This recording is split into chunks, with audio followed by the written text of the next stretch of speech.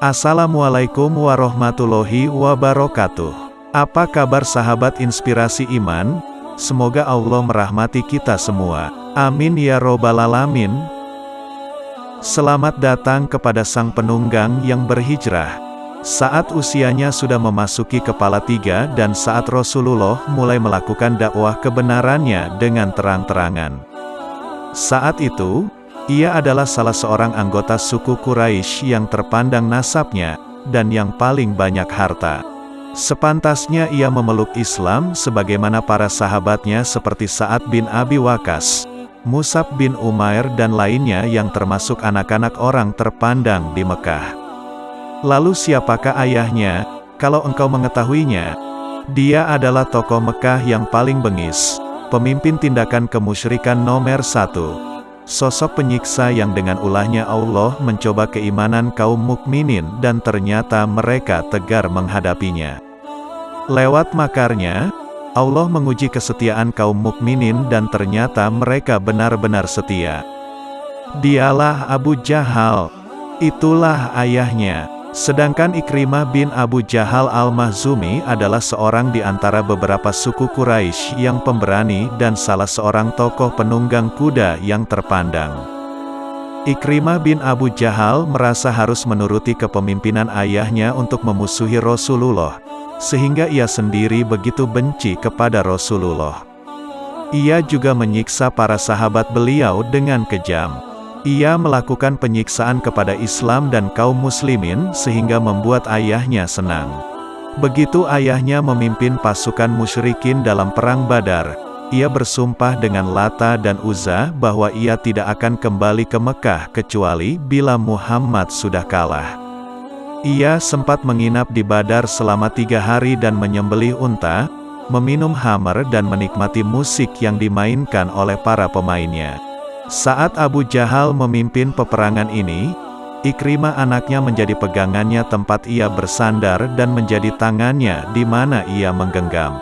Akan tetapi Lata dan Uzza tidak menjawab seruan Abu Jahal karena keduanya tidak bisa mendengar. Keduanya tidak bisa menolong Abu Jahal karena mereka tidak mampu melakukan apapun. Akhirnya Abu Jahal mati di Badar dan anaknya Ikrimah menyaksikan peristiwa tersebut dengan kedua matanya. Tombak-tombak kaum muslimin menghisap darahnya. Ikrimah juga mendengar dengan kedua telinganya saat Abu Jahal melepaskan nafas terakhirnya yang membuat kedua bibirnya menganga. Ikrimah kembali ke Mekah setelah ia meninggalkan jasad pemimpin bangsa Quraisy tadi di Badar.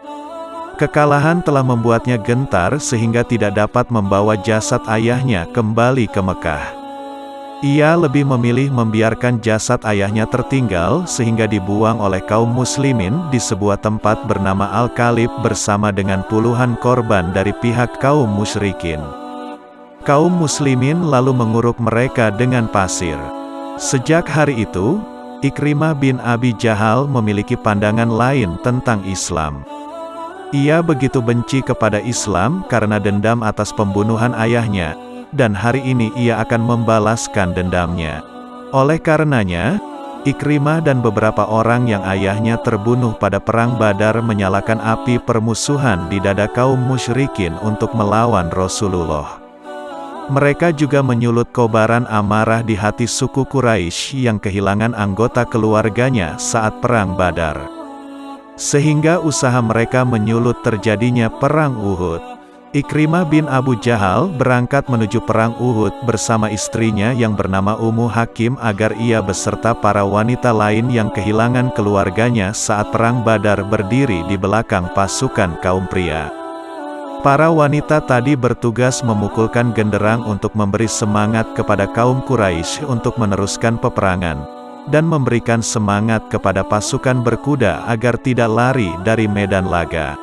Bangsa Quraisy kali ini dipimpin oleh pasukan berkuda di bawah komando Khalid bin Walid, dan pasukan infanteri di bawah komando Ikrimah bin Abu Jahal. Kedua komandan kaum musyrikin tadi telah berhasil membuat kemenangan di pihak mereka atas Rasulullah dan para sahabatnya.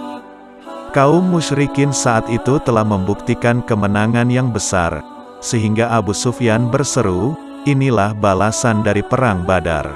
Pada perang Khandaq, kaum musyrikin mengepung kota Madinah beberapa hari lamanya sehingga habislah kesabaran Ikrimah bin Abi Jahal.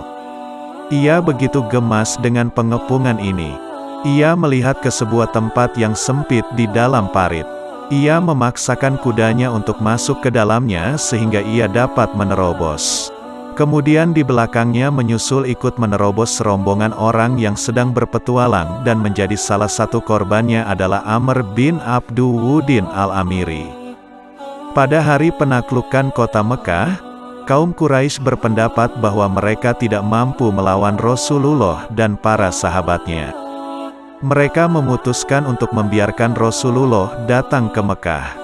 Mereka menderita akibat keputusan yang mereka ambil setelah mereka tahu bahwa Rasulullah memerintahkan para panglima muslimin untuk tidak memerangi penduduk Mekah kecuali bila para penduduknya melakukan penyerangan. Akan tetapi Ikrimah bin Abu Jahal dan beberapa orang lainnya tidak sepakat dengan keputusan kaum Quraisy ini. Mereka berani untuk menghadapi pasukan yang besar ini. Maka Khalid bin Walid menyerang kaum muslimin dalam sebuah perang kecil di mana terbunuh beberapa orang dari mereka. Dan akhirnya mereka memutuskan untuk melarikan diri selagi memungkinkan. Salah seorang dari mereka yang berhasil lolos adalah Ikrimah bin Abu Jahal. Ketika itu Ikrimah merasa menyesal. Mekah kini sudah tunduk di hadapan kaum muslimin. Rasulullah telah memaafkan segala kesalahan kaum Quraisy yang pernah mereka lakukan kepada beliau dan para sahabatnya. Akan tetapi ada beberapa nama yang tidak Rasulullah maafkan. Rasulullah memerintahkan para sahabatnya untuk membunuh nama-nama ini, meskipun mereka mendapatinya sedang berada di bawah tembok Ka'bah. Salah seorang dari nama yang dicari oleh kaum muslimin tadi adalah Ikrimah bin Abu Jahal. Oleh karenanya, ia menyusup dengan sembunyi-sembunyi untuk keluar dari Mekah, dan ia hendak pergi melarikan diri ke Yaman, karena ia tidak menemukan ada tempat perlindungan lain baginya kecuali di sana. Saat itu Ummu Hakim istri Ikrimah bin Abu Jahal dan Hindun bin Utbah datang ke rumah Rasulullah diiringi dengan 10 wanita lainnya untuk menyatakan sumpah setia kepada Rasulullah. Mereka semua masuk ke dalam rumah Rasulullah. Saat itu Rasulullah sedang ditemani oleh 2 istrinya dan anaknya yang bernama Fatimah dan beberapa wanita dari Bani Abdul Muthalib. Maka berbicaralah Hindun yang pada kesempatan itu ia mengenakan nikab. Ya Rasulullah, segala puji bagi Allah yang telah memenangkan agama yang dipilihnya. Dan aku berharap engkau dapat memperlakukan aku dengan baik karena adanya hubungan kerabat di antara kita. Aku kini adalah wanita yang beriman dan membenarkan ajaran agama ini.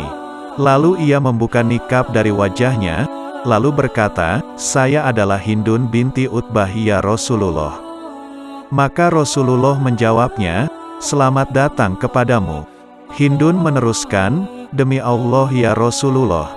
Tidak ada satupun di muka bumi ini rumah yang lebih aku sukai untuk merendahkan diri kecuali rumahmu ini. Dan aku tidak ingin rumahku dan semua rumah di muka bumi ini lebih mulia dari rumahmu. Lalu Rasulullah bersabda, ada lagi yang mau menambahkan. Lalu berdirilah Ummu Hakim istri Ikrimah bin Abu Jahal yang telah masuk Islam. Ia berkata, ya Rasulullah, Ikrimah telah lari darimu menuju Yaman karena merasa takut akan kau bunuh. Berilah rasa aman baginya, semoga Allah memberikan keamanan kepadamu. Lalu Rasulullah menjawab, dia sekarang sudah aman. Lalu Ummu Hakim keluar dari rumah Rasulullah setelah mengajukan permintaannya. Saat itu ia sedang didampingi oleh seorang budaknya yang berasal dari bangsa Romawi. Begitu keduanya sedang berjalan cepat, lalu budaknya mencoba untuk menggoda Ummu Hakim. Maka Ummu Hakim berusaha untuk mengulur-ulur waktu dan menjanjikannya di tempat lain. Sehingga ia sampai di sebuah perkampungan bangsa Arab. Sesampainya di sana, Ummu Hakim meminta pertolongan suku tersebut dari kejahatan budaknya. Maka suku tersebut mengikat budak Romawi tadi dan menawannya bersama mereka. Ummu Hakim meneruskan perjalanannya sehingga ia berjumpa dengan Ikrimah di tepi pantai di daerah Tihamah. Saat itu Ikrimah sedang berbicara dengan seorang nelayan muslim di atas perahunya. Nelayan itu berkata kepada Ikrimah, "Menyerahlah, sehingga aku dapat membawamu turut serta." Ikrimah bertanya, "Bagaimana aku melakukannya?" Nelayan menjawab, "Ucapkan bahwa aku bersaksi tiada Tuhan selain Allah dan bahwa Muhammad adalah utusan Allah." Ikrimah menjawab, "Aku kabur ke sini karena kalimat itu."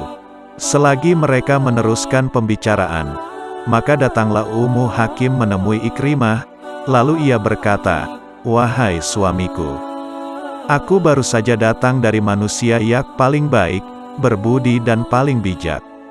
Aku baru saja datang dari Muhammad bin Abdullah. Aku telah meminta jaminan keamanan bagimu darinya, dan ia telah memberikan jaminan keamanan bagimu. Maka janganlah engkau menyusahkan dirimu lagi." Ikrimah bertanya, "Engkau berbicara dengannya?" Ummu Hakim menjawab, "Benar. Aku telah berbicara dengannya dan ia memberikan jaminan keamanan bagimu." Ummu Hakim terus-menerus meyakinkan dan membuat tenang Ikrimah sehingga ia mau turut ikut bersama Ummu Hakim. Kemudian di tengah jalan Ummu Hakim menceritakan kepada Ikrimah kisah budaknya yang berbangsa Romawi, dan apa yang telah ia lakukan kepada Ummu Hakim. Mendengar itu Ikrimah mendatanginya lalu membunuhnya sebelum ia masuk Islam. Begitu keduanya singgah di suatu tempat, Ikrimah merasa berhasrat kepada istrinya dan ia ingin melakukan hubungan biologis dengannya. Maka Ummu Hakim menolaknya dengan keras seraya berkata, "Saya kini sudah menjadi muslimah dan engkau masih musyrik." Maka Ikrimah merasa heran dan berkata, "Sesuatu yang menghalangiku untuk menggaulimu pasti adalah hal yang besar." Begitu Ikrimah mulai memasuki kota Mekah, Rasulullah bersabda kepada para sahabatnya, "Sebentar lagi akan datang kepada kalian Ikrimah bin Abu Jahal sebagai seorang mukmin yang berhijrah. Janganlah kalian mencerca ayahnya, sebab mencerca orang yang sudah mati akan melukai orang yang masih hidup padahal cercaan itu tidak berarti apa-apa bagi si mayit." Tidak lama berselang, maka tibalah Ikrimah dan istrinya ke tempat di mana Rasulullah duduk. Begitu Rasulullah melihatnya, maka beliau langsung melompat tanpa sempat lagi mengenakan sorbannya karena merasa begitu senang. Begitu Rasulullah kembali duduk, Ikrimah masih berdiri di hadapan Rasulullah lalu berkata, "Ya Muhammad, Ummu Hakim memberitahukanku bahwa engkau telah menjamin keamanan untukku." Rasulullah langsung menjawab, "Iya benar, dan engkau sekarang aman." Ikrimah bertanya, "Engkau mengajakku untuk apa ya Muhammad?" Rasulullah menjawab, "Aku mengajakmu untuk bersaksi bahwa tiada Tuhan selain Allah dan bahwa aku adalah hamba Allah dan Rasul-Nya, mendirikan sholat, membayar zakat, dan Rasulullah menyebutkan rukun Islam semuanya." Ikrimah menjawab, "Demi Allah, engkau mengajak tiada lain untuk menuju kebenaran. Engkau hanya menyuruh hal yang tiada lain adalah kebaikan." Kemudian ia menambahkan, "Demi Allah, dulunya bagi kami sebelum berdakwah seperti sekarang engkau adalah orang yang paling jujur saat berbicara dan orang yang paling baik." Lalu ia mengulurkan tangannya sambil berkata, "Aku bersaksi bahwa tiada Tuhan selain Allah dan aku bersaksi bahwa engkau adalah hamba Allah dan Rasul-Nya." Lalu ia berkata lagi, "Ya Rasulullah, ajarkan hal terbaik yang mesti aku ucapkan." Rasulullah menjawab, "Ucapkanlah, asyhadu an la ilaha illallah, wa anna Muhammadan abduhu wa rasuluh." Ikrimah bertanya, "Lalu apa lagi?" Rasulullah menjawab, "Ucapkanlah, aku mempersaksikan kepada Allah dan kepada orang yang hadir pada saat ini bahwa aku adalah seorang muslim, mujahid dan muhajir." Lalu Ikrimah pun mengucapkannya. Begitu usai mengucapkannya, Rasulullah langsung bersabda, "Sejak saat ini, setiap kau meminta sesuatu yang aku berikan kepada orang lain, pasti akan aku berikannya juga kepadamu." Ikrimah berkata, Aku memintamu untuk memintakan ampunan bagiku atas setiap permusuhan yang pernah aku lakukan terhadapmu, atau setiap perjalanan perang yang aku lakukan untuk menyerangmu, atau tempat perang di mana aku memerangimu, atau setiap perkataan yang aku pernah ucapkan di hadapanmu atau di belakangmu. Rasulullah lalu berdoa, "Ya Allah, berilah ampunan kepadanya atas setiap permusuhan yang pernah ia lakukan terhadapku. Atas setiap perjalanan perang yang pernah ia lakukan untuk memadamkan cahayamu. Dan ampunilah ia atas apa yang pernah ia lakukan terhadap kehormatanku saat berhadapan denganku ataupun saat aku sedang tidak ada." Maka wajah Ikrimah langsung cerah dan ia berkata, "Demi Allah ya Rasulullah, semua harta yang pernah aku berikan untuk menghalangi jalan Allah, maka akan aku berikan lagi berlipat ganda di jalan Allah. Dan setiap korban yang pernah aku bunuh dalam menghalangi jalan Allah, maka aku akan membunuh jumlah yang berlipat ganda di jalan Allah." Mulai hari itu, Ikrimah bergabung dengan pasukan dakwah sebagai seorang penunggang kuda yang berani di medan laga. Dia menjadi seorang yang amat kuat beribadah, selalu membaca kitabullah di masjid-masjid. Ia pernah menaruh Al-Quran di wajahnya sambil berkata, "Inilah kitab Tuhanku, kalam Tuhanku." Dan ia menangis karena takut kepada Allah. Ikrimah memenuhi janjinya kepada Rasulullah. Setiap kali kaum muslimin melakukan perang, pasti ia ikut bersama mereka. Tidak pernah ada rombongan yang diutus Rasulullah untuk berperang, kecuali Ikrimah sudah ada di barisan terdepan mereka. Pada perang Yarmuk, Ikrimah melakukan duel dengan Iqbal al-Zami, di sebuah genangan air yang dingin pada saat hari begitu panas. Pada suatu kesempatan kaum muslimin terjepit. Ikrimah turun dari kudanya dan mematahkan sarung pedangnya. Ia menerobos barisan bangsa Romawi. Khalid bin Walid langsung mengejarnya dan berkata, "Jangan kau lakukan hal ini ya Ikrimah. Jika engkau tewas maka hal ini akan membuat barisan muslimin menjadi lemah." Ia menjawab, "Biarkan aku, ya Khalid. Engkau sudah lama bergaul dan mengenal Rasulullah. Sedang aku dan ayahku, kami adalah orang-orang yang dulunya amat memusuhi beliau. Biarkan aku menebus segala kesalahanku yang terdahulu." Lalu ia berkata, "Dulu aku sering berperang melawan Rasulullah. Apakah hari ini aku mesti berpaling untuk melawan bangsa Romawi? Ini tidak boleh terjadi." Lalu ia berseru kepada pasukan muslimin, "Siapa yang bersedia untuk rela mati?" Maka pamannya Al-Harits bin Hisham, Dirar bin Al-Azwar dan 400 orang lagi dari pasukan muslimin yang bersedia melakukannya.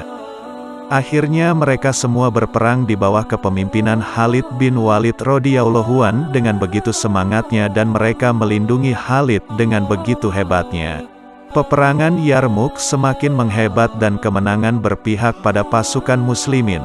Dan di tanah Yarmuk kini terdapat 3 orang mujahidin yang menderita luka parah. Ketiganya adalah Al-Harits bin Hisham, Ayyashi bin Abi Rabi'ah dan Ikrimah bin Abu Jahal. Al-Harits berteriak meminta minum. Begitu air minum dibawakan kepadanya, ia menoleh ke arah Ikrimah. Lalu berkata, "Berikan air ini kepadanya." Begitu air dibawakan kepada Ikrimah, ia menoleh ke arah Ayyashi dan berkata, "Berikan air ini kepadanya." Begitu mereka membawakan air kepada Ayyashi, rupanya Ayyashi sudah tewas.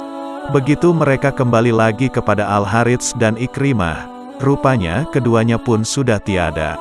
Semoga Allah meridhoi mereka semua dan memberikan kepada mereka minuman dari telaga Al-Kautsar yang tidak pernah merasakan haus lagi untuk selamanya dan menganugerahkan mereka dengan lebatnya kebun Firdaus sebagai tempat mereka menetap.